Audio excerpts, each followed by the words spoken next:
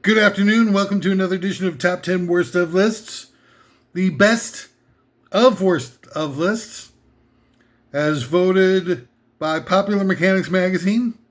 I'm your host for today's Odyssey, quest, if you will, for objective knowledge, pervasive, inescapable truth. And my name is Willie Falker, and we've got a profound amount of shenanigans planned for you today, and a top 10 worst of list that can only be thought of as liberating at a degree that most people have never experienced within their cloistered little lives. It's top 10 worst desert island discs. You know how people go, oh, what would you be your 10 worst desert island discs that you'd want? And everybody's like, well, I gotta go with the Beatles' White Album, because, and then I've got to have,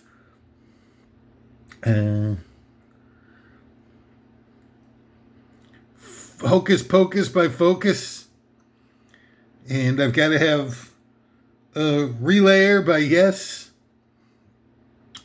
and Love Supreme by John Coltrane. I don't know, but you know what I'm saying. You've seen there, you've been there. You've been awake through some portion of your life that would perhaps include something that's analogous to this or relatable in some kind of way. You're not completely oblivious to everything, goddammit. I mean, how do you make your way through life being so completely detached from such a wide array of opportunities and elements that you'll never enjoy? You'll never grok the fullness. It's a real shame that we lost the word grok to Elon Musk, Mr. Nazi salute guy. Grok was a great word. Who was it that licensed it to that maniac? But anyway, I digress. Before we get into today's super informative and transcendental list, I'd like to present to you just a couple of things to kind of give you a caveat or two about what you're watching, a little bit of what I'm about. I'm going to start off with the number one. I am about 23 beers short of a 24 pack. I have, maybe dropped the ball a little bit in terms of my ability to be able to relate to people as what they project out as normal. But I would, in my defense, say that what people mostly project out as being normal in today's day and age is mostly a reflection of the damaged goods that they try to project out onto others. It has nothing to do with, they'll see I'll never judge a book by its cover. I never judge a book by its cover. And then they'll see somebody like me coming along and like, oh my God. So, people judge. Oh, do they judge? They don't do anything but judge books by their covers. And as I've said before, it's ironic that, while we are supposed to symbolically judge books by its cover, it's neither appropriate nor beneficial nor accurate. Judging a magazine by its cover is actually probably a pretty good barometer of what you're going to get in the magazine. Top 10 ways to make some hairy, fat, old man super freak shorten his top 10 worst of to reduce the amount of boring-ass torture that you have to sit through. That was in Cosmo last month. All right, so top 10 worst desert island discs. So we're talking about, remember, keep in mind, this is a little difficult for people to follow along with. We're not talking about the best desert island discs, because I'd take, all 10 of mine would be best of Dr. Demento's volume 1 through 10. This would be all my 10 desert island discs. But those would be the best that I would enjoy the most. Most of you out there, I'm gathering, be like, hey, like first you gotta put the best of, you gotta have bad company, Tilly, you gotta have Nicki Minaj's, it's gonna be on there, god damn it, and you know, that's just Jonas Brothers, Harry Styles.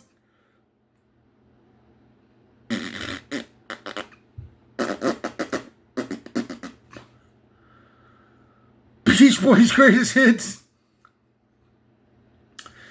What a disappointment you must be to all your mothers and fathers out there. God. So those would be your best, okay? I'm talking about worst. Okay, where you get stuck and it's just like, oh my God, I can't believe that all I got is these 10 discs. And I could be here for days, hours, weeks, months.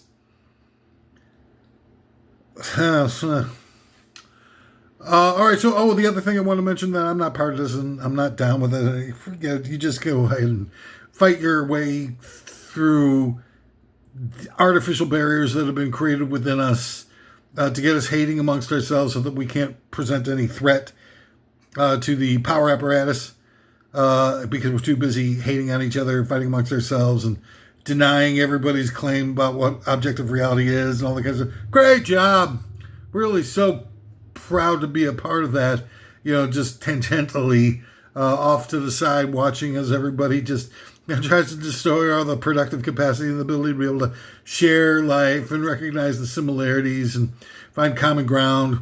It's so great seeing that inability for people to be able to do that and just fight their way through the rest of the few remaining years that they've got left before the AI cybernetic robots come in and pull the strings. And watching Walt Disney do movies with frickin' Werner von Braun and the Oscars nominate that movie for best short feature in the 1950s. It's like so much madness to go around. And just sit there like twiddling your thumbs and picking your ass over and over and over again. All right, so I'm not buying it. I'm not paying your dues anymore.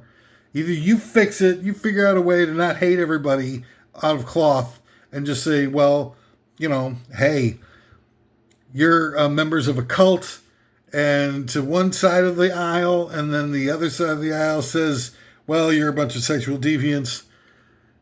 Anytime you paint a group of people that you don't know with broad brushstrokes like that, it is the only way that you can define it as bigotry. Bigotry on all sides. It's not, who you associate with. It's who you are as a person. And you'll never be able, if you keep objectifying people like that, you'll never be able to communicate ever again. And if you think that it's a productive way to spend the rest of your lives on planet Earth, as creating so much of a artificial divide in your world, but just go ahead and live that life. Be full of hate for the rest of your life. Go ahead. You can't find another way of work around any of y'all. You can all just shut up and die. I mean, because nobody wants to hear it anymore. You've had your run. You've had, since Bill Clinton signed the Telecommunications Act of 1996, and Clear Channel was able to buy up all the radio stations all throughout the Bible Belt and brainwash everybody into thinking Rush Limbaugh had his act together and really knew what was going on behind the scenes. And everybody's buying into it because there's no opposition to him anywhere, because Clear Channel owns all the frickin' radio stations. And they're just eating it up with fists, like a fistfuls of thick spaghetti, where nobody rinsed off the pasta before they brought in the pasta sauce, so it's all sticky and gooey and blech. That's you and your life, and you're shoveling in all this ultra right winger bulldank. That's, by the way, the people who are writing for QAnon, the people who are writing for Daily Wire, the people who are writing for Newsmax and Sinclair and Breitbart and Clear Channel, everything like that, are all paid for by the same people. The same people are signing the checks for all those guys. And they're also saying, guess who they're signing checks for as well? For The Daily Show, for Kimmel, for whatever else you have fooled yourself into believing is this alleged liberal media that you keep asserting exists somewhere. I mean, who told you that NPR was liberal? You're just nuts. If you want to believe something that stupid, you won't even listen to what they're doing. And you become so deluded with lies for so long that you have no clue as to what the objective truth is. NPR, as 70% of, I think it was fair.org, did an analysis of it. 70% of their primetime guests are right wing. They have, the couple of shows that they've got that portray themselves as liberal progressive happen on weekends when nobody listens to radio. And they do all kinds of different things. I'm not going to get into it, but they do all kinds of different things that are anti-progressive. And they'll be real stealthy about it, and you won't know the difference, mostly because you're too damn stupid and too detached, and you've been too detached for so long that you just sort of project because you hear somebody say liberal media, like, yeah, that makes sense, because they're smart. They're smart over at NPR, so a lot of smart people are all liberal, aren't they? What a joke you are. God, I hate you so freaking much. I wish I could oh, here we go. Oh, I wish I could just come on, sneak in just a couple of minutes with you alone in a room. God damn it. God, oh, karate chop to the freaking neck. And you're down for the count. Well, an early blow has completely and utterly knocked you for a loop. It's a big loop, and he's not getting him to count his 10, made it to think he's out of there. One and done, ladies and gentlemen. It's just not worth talking about anymore. So disappointing. So completely full of yourselves. Self-imposed. Just horrible. What a bad bunch of people that you are. Americans, the biggest, most prolific producer of a-holes in the history of planet Earth. Yeah. So anyway, top 10 worst desert island. You can see where I've got, my mind is set on. I've got 3 different desserts waiting for me. I'll stop the camera in the middle of the episode. I'll have 1.5 desserts. And then at the end of the episode, I will indulge in the other. It'll be the larger portion. I'll save all the best, like the hot fudge sundae, the bites with the most amount of fudge. I'll save for the end of the sundae. Anybody else do that? Where you're like eating a sandwich and you'll tolerate the crust on the sandwich, but like it's not your favorite. So you'll eat consciously and you look around, make sure that nobody's like sort of sussing you out. But you'll try to eat around and have save one full bite of middle area sandwich with no crust whatsoever will be your final bite. You'd be like it means something that you went on a high note with your sandwich. I did. Or you save the crunchiest part of the beef Wellington for the last bite. You're like eating the beef Wellington. You're like going, yum, this is good stuff. But then you cut around it. You see that one where the puff pastry is nice and lean. No, that's nicely browned and looks exquisitely tender, where the meat was especially well marbled in that area. And you're like, that's going to be my last bite right there. And you push it aside, and then some jerk off comes around and be like, oh, can I have a taste? And they'll be like, zoom, and they'll zoom in on that last bite that you were saving, and you absolutely go apoplectic. And give them the karate chop to the nerve center. One of the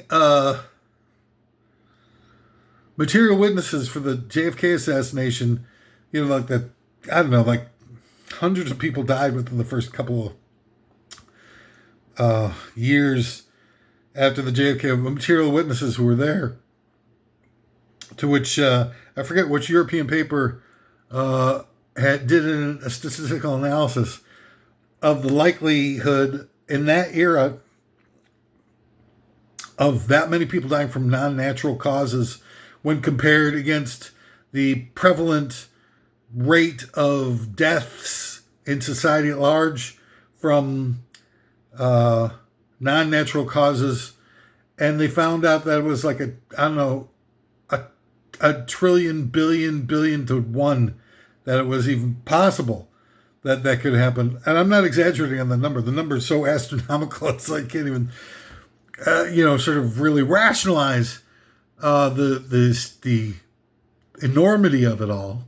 But one of the people who died from unnatural causes, and this is back in like 1964 and stuff like that, died from a karate chop. That's been established fact in the coroner's report. Died from karate chop. Now, 1964? Who the hell's dying from a karate chop? I don't know, man. I'm having trouble with the stupidity of it all today. I don't know why. Usually I just sort of let it, sort of flow off my back like a foie gras duck. Oh, did I do? Oh, no, I didn't do the commercials. Oh, it's everybody's favorite part. All right, so commercials. Here we go. Commercials, blah, blah, blah. Stupid commercials.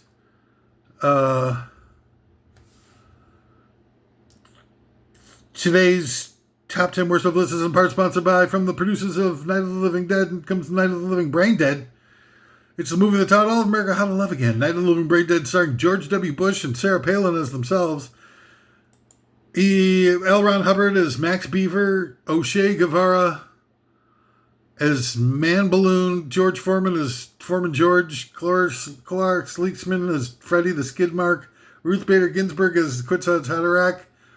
Ra, the Egyptian sun god, as a bottle of high karate cologne. Thelonious Monk as a short circuit robot Johnny Five.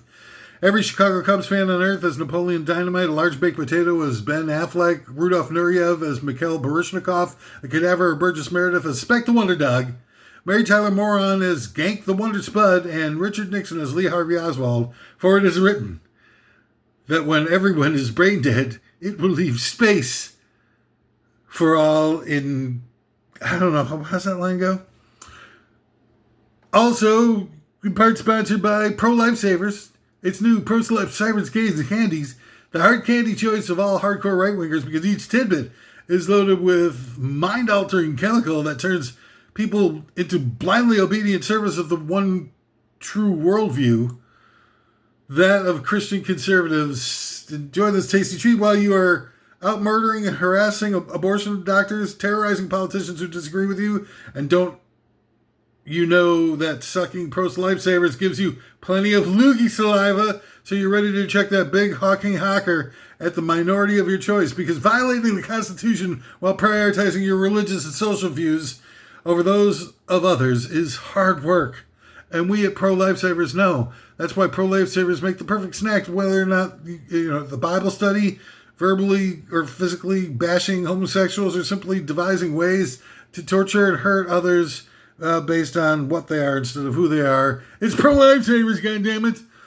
And then finally, from the producers of the movie Charlie and the Chocolate Factory, now comes its sequel without equal. It's Marley and the Chocolate Factory, from the producers of Charlie and the Chocolate Factory, as well as Texas Chainsaw Massacre. Now comes this breakout hit for the whole family, the new stupendous movie released from Sony as opposed to Sony. Get it? Motion Pictures it is. Marley and the Chocolate Factory. Watch with a child's eyes as this fabulous adventure pits famously eccentric and reclusive chocolatier with Jamaica's #1 Rasta, Bob Marley. Watch as a match made in heaven unfolds as the aging Wonka seeks an heir to his candy empire and finds the perfect partner in Bob Marley, who gets all the kids hopped up on giant, sticky, icky, kindbud spleefers. See the amazing transformations right before your bloodshot eyes as this duo rakes in the dough as all the kids buy candy treats galore after they get the munchies big time. Once they've passed the Dutchie on the left-hand side, it's Marley and the Chocolate Factory, coming soon to a local indoctrination center near you. And it's finally time now for our top 10 worst desert island discs. And this is, strap your hands across my engines here on this one because it's going to probably blow you away significantly. Number 10, Fleetwood Mac Tusk. Fleetwood Mac Tusk. Like, I love all these hipsters, like, trying to convince everybody that Fleetwood Mac's Tusk is worth a damn. It is not. Now, there are a couple of different illusions that are pulling in opposing directions when it comes to Tusk. Number one is that the sales of Fleetwood Mac's Tusk belies the precipitous dip in quality over both the self-titled Fleetwood Mac album and Rumors prior to Tusk's release. But there's a little bit, actually a pretty big, significant piece of the puzzle that just like, I don't know if they intentionally leave it out or if they're just trying to be, kind of crafty about how they go about it. But when Fleetwood Mac's Tusk came out, they played the album in its entirety on a national radio network on like a Sunday night or something like that. So, and this was back in like whenever it came out, it was like the late 70s, early 80s, something. At the peak of cassette tape recordings where people were like still doing like mixtapes with you. Hey baby, I did another mixtape for you. I just couldn't sleep last night thinking about you. And this was so, but people were like literally recording stuff off the radio and recording concerts off the radio. There's lots of different King Biscuit Flower Hour and all that kind of, very cool stuff. My own personal favorite, Dr. Demento. And I made a lot of I made mixtapes for myself. That's the type of weirdo that I was. Hi, darling. I've made another mixtape for you last night, and you sort of all twisted up inside. I just wanted to do anything I could to bring a smile on that pretty face.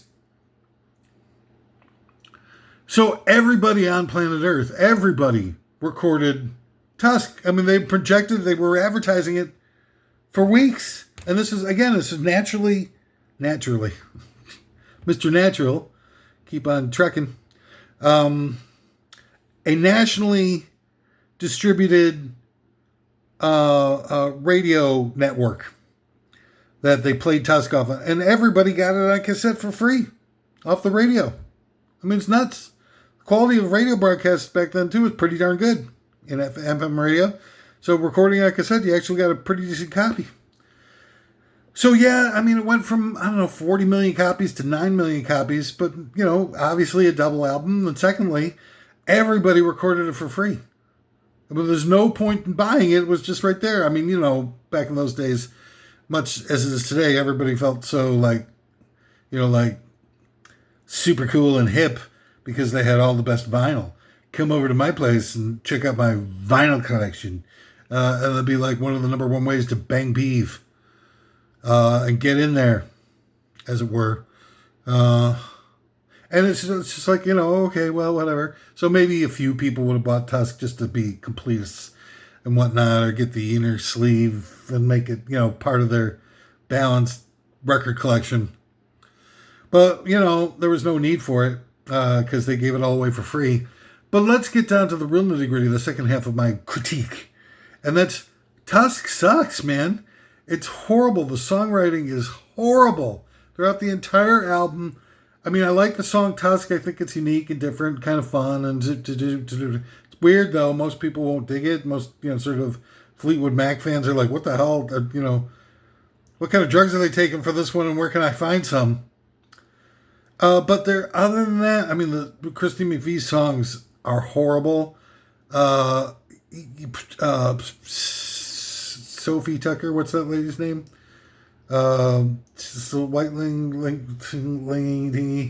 Stevie Nicks. Her songs are terrible. Sarah's okay.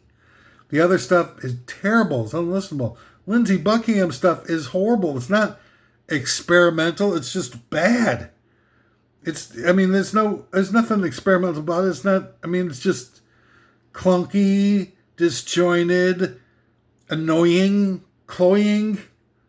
Lyrics suck. Music sucks. Playing sucks.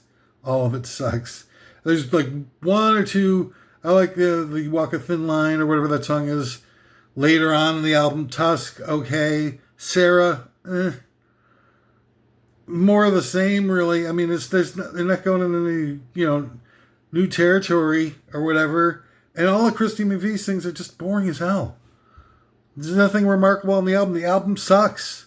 And anybody who's into it or something like that are just posers.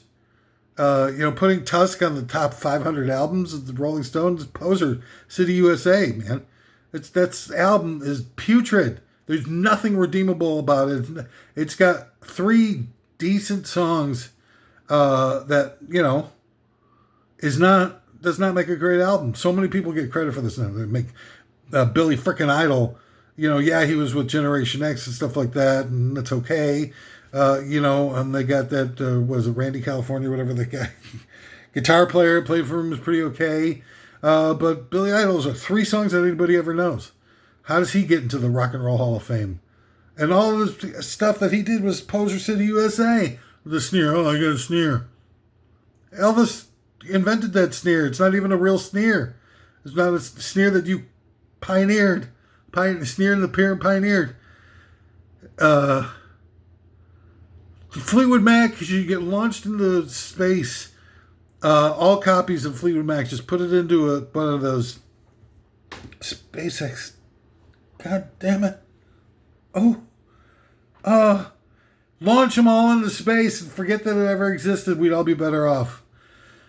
All right, number 9 in the top 10 worst desert island discs. It's the worst desert island. It's worst to have on you with the desert island stranded on desert Gilligan's Island for 8 seasons or whatever the hell.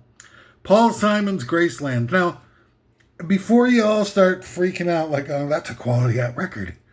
What are you talking about? That record's got eminent playability. I put that on loop while I'm cleaning the hut on the beachfront property and harvesting coconuts.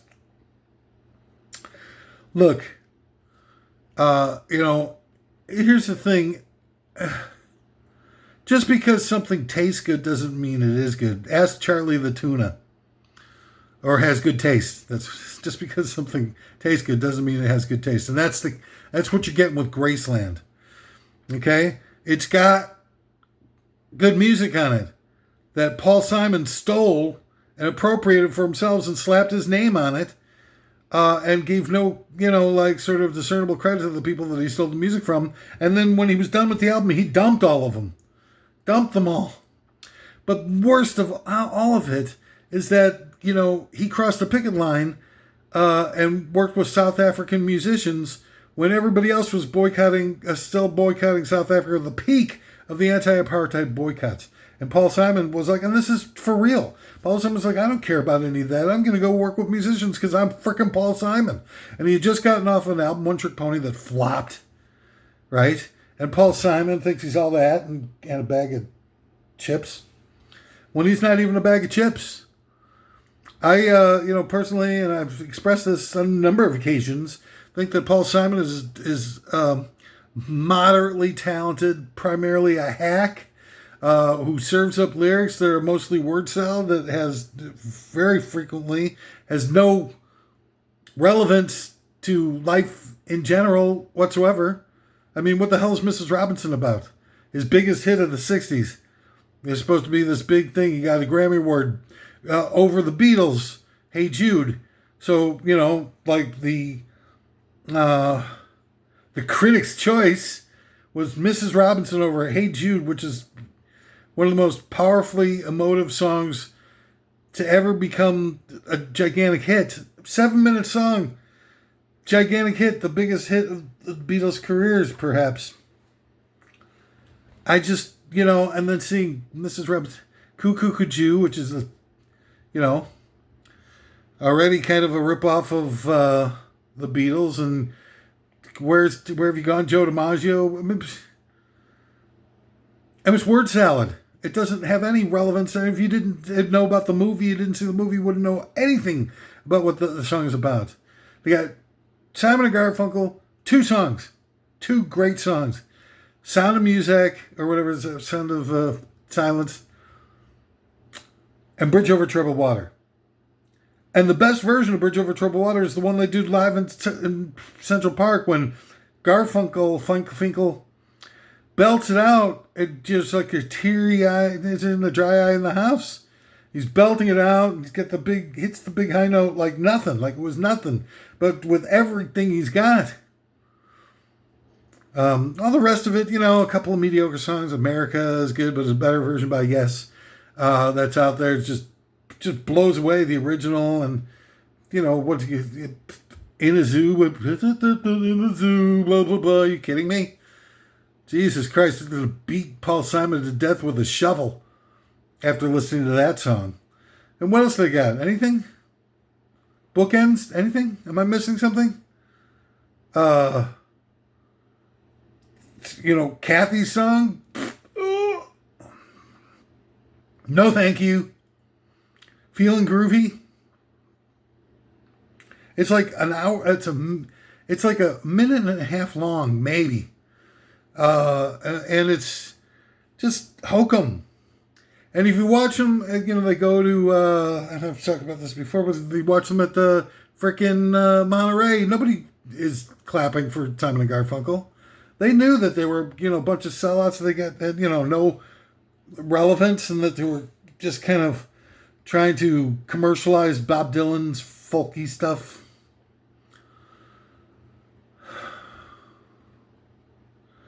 And you eat it because it's like a minute on the lips, forever on the hips type of effect of Simon Garfunkel. You're like, oh, that's sweet. That sounds sweet. Wow. Call Me Al and stuff like that. What the hell does Call Me Al have anything to do with anything?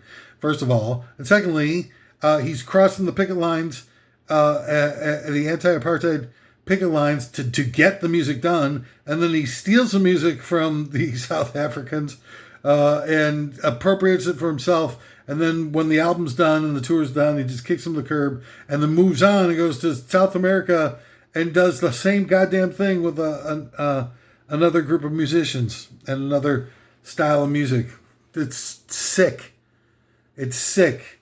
And if you're like excusing all of that before you take in the music of Paul Simon, you think, oh God, Paul Simon's an American treasure. He's not. He's boring as nothing. And after Simon and Garfunkel, he's got 3 or 4 songs that are listenable. Me and Julio Down by the Schoolyard. What does that have to do anything with his life? Him and Julio. Yeah, right. Paul Simon hanging out with a guy named Julio. Or Kodachrome, talking about, was that an actual song that's supposed to mean something, or was it an early form of product placement? Did Kodachrome give you some money to make that song? Still crazy after all these years? Who cares about what you are, the status of your mental well-being, Paul Simon? Don't get me started on 50 Ways to Leave Your Lover. Sneak out the back, Jack, making new plans. They don't need to be coy, Roy. Just listen to me. Hop on a bus, Gus. Don't need to discuss much. Just drop off the key, Lee, and get yourself free. Oh, okay. Ghost, somebody that you've been having a relationship with. You have their key, so you've been living with them. Just drop off the key and leave without giving them any explanation. Is that what you're trying to tell us, Paul Simon? With your song? With your 50 Ways to Leave Your Lover? Gaslight them? Bug out? Drop off the face of the earth and just leave them wondering about what happened and the scar tissue that you leave behind? It's got a great drum riff, but that drum riff was just by some studio guy who's a freaking major league dope addict who shows up to a session. He's like, oh, hey, Medusa's drunk off his ass probably. And he does that riff, and Paul Simon's probably like, yes, I can make much money off of this drama. Much money. Here's $5 for your session and $2 for your parking. Leave me, Steve Gadd. And I'm not far off. I'm not exaggerating. And then after that, it's, what has it been since Graceland and the follow-up for Graceland? What has it been, like 35 years since he's done anything that anybody has any desire to listen to. Just so off the charts, boring, unremarkable. Paul Simon, somebody needs to express a great deal of displeasure about your lack of talent and your self-centered, despicable, amoral belief systems in no uncertain terms. Number 8 of the top 10 worst desert island discs, Bruce Springsteen's The River. Now, Bruce Springsteen's another guy who just I don't get what the guy's... He stole his act from Van Morrison and combined it with a little bit of... who's that guy's name? Gave it just a little bit of, like Emeril Lagasse. Added a little spice to it, kicked it up a couple of notches, and just walked away with Van Morrison's act. And just was running around the stage a little bit more. And that's it. That's Bruce Springsteen. And he goes through his first couple of albums, got some interesting stuff for sure. And Born to Run, he all of a sudden he becomes this white trash hero of the stupid, and starts doing all this stuff going how great it is to have a car that works. There's a car that works. Should have been his biggest hit. Should have sung, I got a car that works, yeah. And a car that works is great. And it's driving around with you, baby, in a car that works. And then you got the big guy with the horn section. And a car that works. And a car that works. That's Bruce Springsteen. Anybody could do that stuff. They give him 5, musicians, good musicians, solid, decent enough musicians to back him up, and just kind of rattling off a bunch of stupid ass garbage about cars and rivers and other nonsensical, symbolic, hollow, disingenuous musings and rantings, just to sort of mollify the listener into thinking that he cares about stuff. And it's just stuff that he's probably researched vigorously with focus groups and other different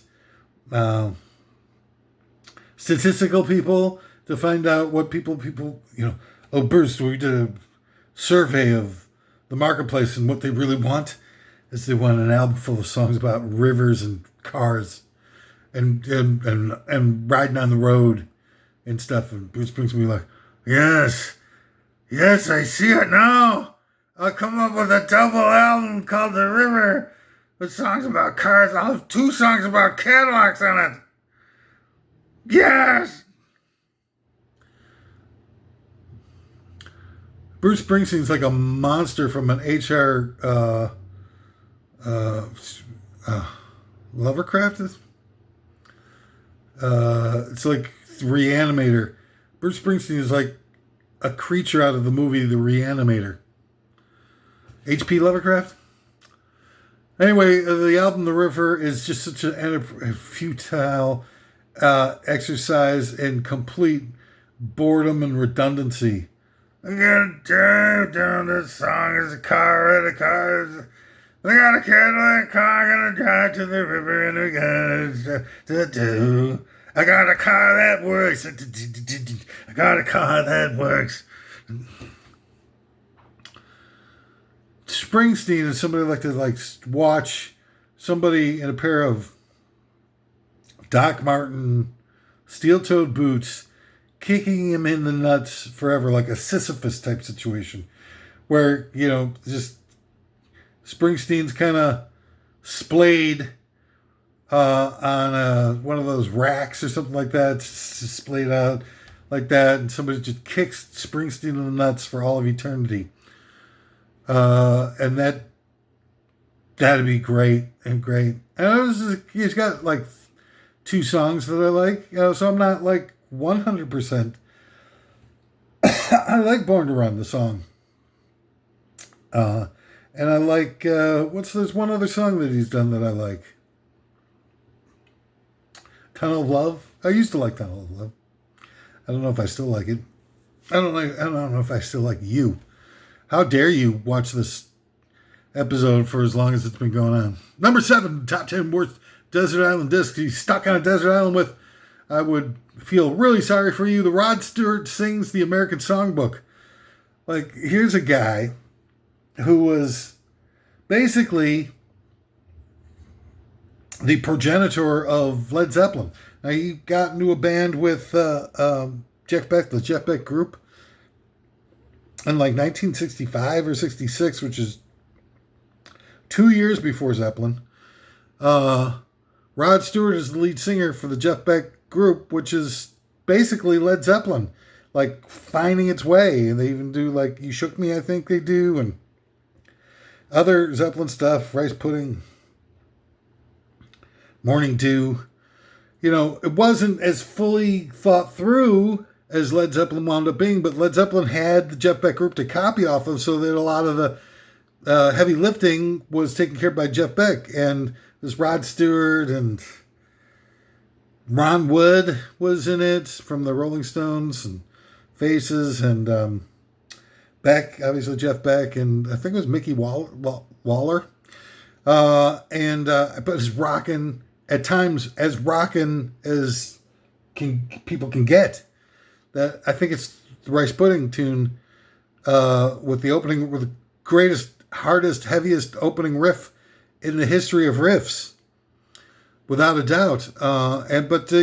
They never really stuck around long enough. It was part of the Jeff Beck's modus operandi.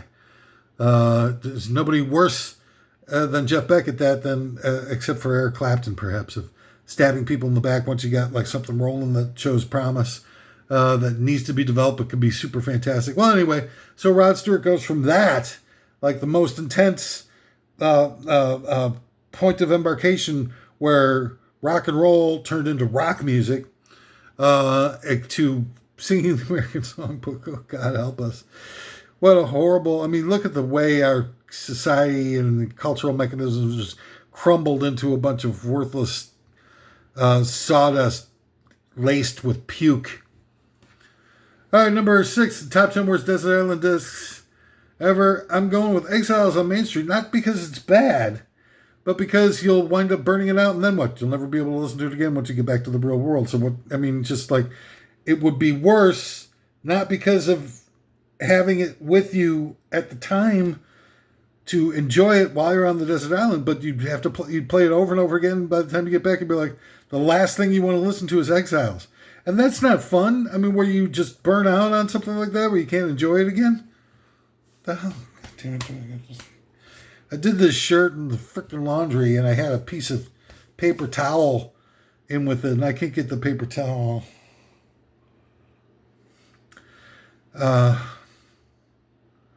Who the hell cares? Number 5, top 10 worst desert island disc.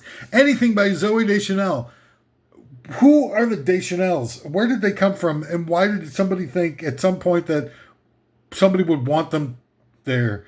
Like, Zoe is such a hack, talentless singer. Who told her that she could sing? Everything is off-key. Everything is boring. Everything is trite, redundant, surface-minded, disposable. Again, I'm trying to think of as many possible adjectives as I can, negative adjectives as I can. It's just I don't have the facility to be able to come up with enough negative adjectives to describe how disgusting and unlistenable I think Zooey Deschanel is. If you were stuck on the desert island and that was the only album that you had is something by Zooey Deschanel, I'd stuff a couple of coconuts in my ears or rip my head, like run as fast and as hard as I can directly into a tree trunk to just like make it stop. And then her sister, the other one who's in the big TV show Bones, whatever. What's wrong with that? That person's like the squared off jaw makes her look like some kind of crazed artificial test tube creation or something like that. It doesn't look like a real person. I can't remember what her name is. Rachel Deschanel's Tippy Deschanel, whatever it is. But that jaw is like, that's not a human jaw in there. There's something like really sketchy about the design and a shape of that jaw that I can't put my finger on it. But it's unnatural. It's unclean. All right, so on number 4 of the top 10 worst desert island discs, Cowboy Carter. Now, I have actually listened to Cowboy Carter. This isn't one of the many other pieces of music that I just dismiss out of hat. I tried to listen to it. I could only needle drop my way through it, so I'm just kind of listening to 20, 30 seconds worth here and there throughout the song, and then skipping my way through. I listened to maybe about a minute or two of the entire song throughout to just kind of keep clicking to advance it because it's so unlistenable and so phony. What the hell is, who defined this as being a country album? Is it because she's riding on a horse with a giant hair weave on the back, off the back of her head?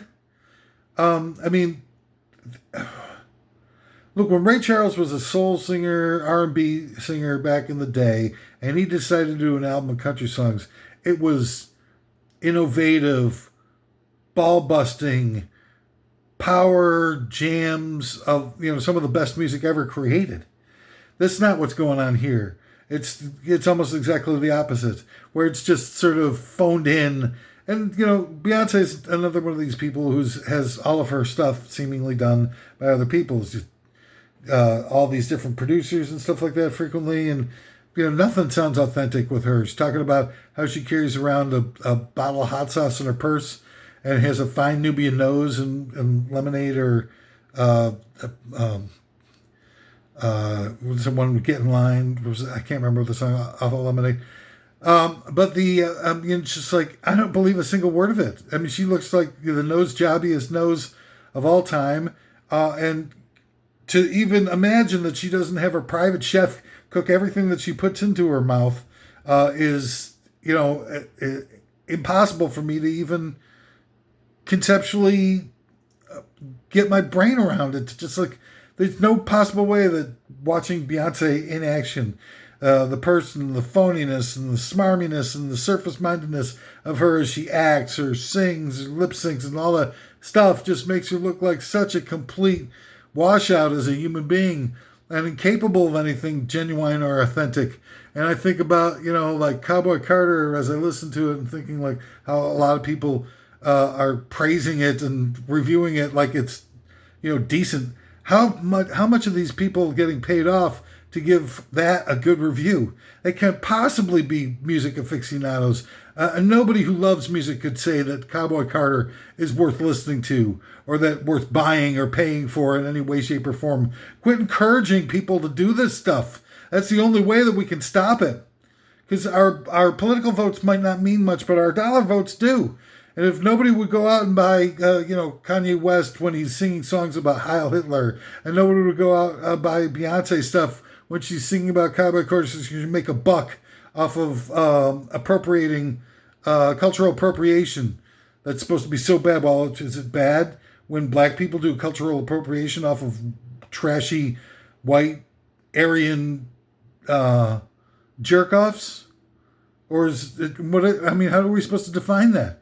Is it okay for some people to do cultural appropriation and not for others? I mean, where's the line drawn anymore? Where's our what we need is a PC thug, a political correctness,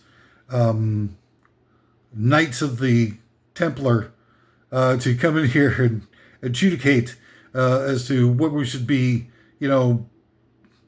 buying coming from Cowboy Carter. Here's the lady who's supposed to be a feminist who calls her big tour during the peak of her career, calls it the Mrs. Carter tour. Oh, yeah.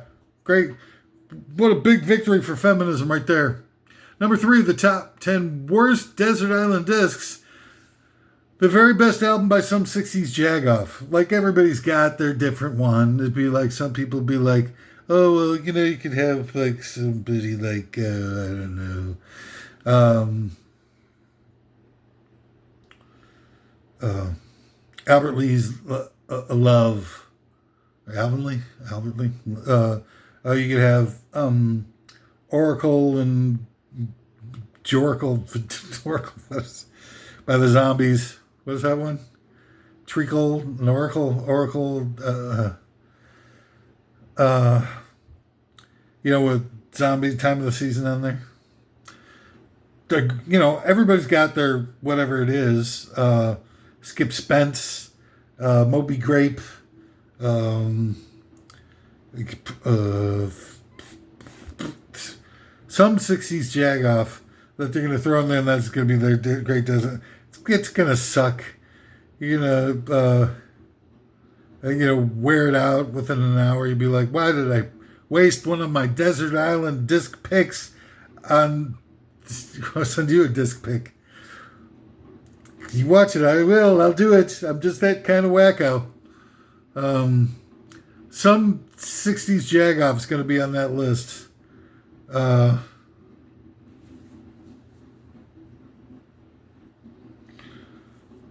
Odyssey and Oracle? It's just called. There's very few of those Crosby, Stills, and Nash. Like, what? Play. Just trash. It's going to be a waste of a disc pick. And again, anybody out there want me to send them a disc pick? Just let me know. And number 2 of the top 10 worst desert island discs. A 45-minute long recording of the sound of John Mayer's face and neck slowly being fed through a wood chipper. Now, the surface of it, you're going to be like, oh my God, that's exactly what I need. I'll put that on infinite rotation, just be an endless source of laughter and optimism and positive vibes. But don't bite off too much that your mouth can't chew at something like that. I mean, it's going to sound like on the surface, but at some point you're going to be, and I know it's hard to believe, but the sound of John Mayer's face and neck being disintegrated by a wood chipper is going to, the novelty will wear off. I read this article a million years ago from Famous Monsters of Film Man magazine, where it had Dracula was captured by the Martians, and they said, look, we'll take you to Mars with us if you want, and it's darkness all the time in certain areas of the planet, so you can live that, and we'll feed you with however much blood that you want for the rest of your days. And so he doesn't die, so he's there for who knows, thousands of years and everything like that, drinking all the blood that he wants. And blood is salty. So at some point in the story, Dracula gets tired of blood and wants water. And he finds a glass of water and he takes a sip. And they find out, the Martians or whatever find out, and they're like, you drank our sacred water, now you must die. And they kill off Dracula. It's like, too much of a good thing, maybe not always a good thing. So be careful when you're making desert island disc choices, is what I'm trying to say. If you feel like, just sort of have impulse feeling that listen to John Mayer getting his face shredded by a belt sander or whatever the hell, I'm just saying, just like think it through. You might want to go for one of those, box sets or something like that instead. All right, so now we're the number 1 of the top 10 worst desert island discs to take with you if you get stranded on a desert island is Joni Mitchell's Blue.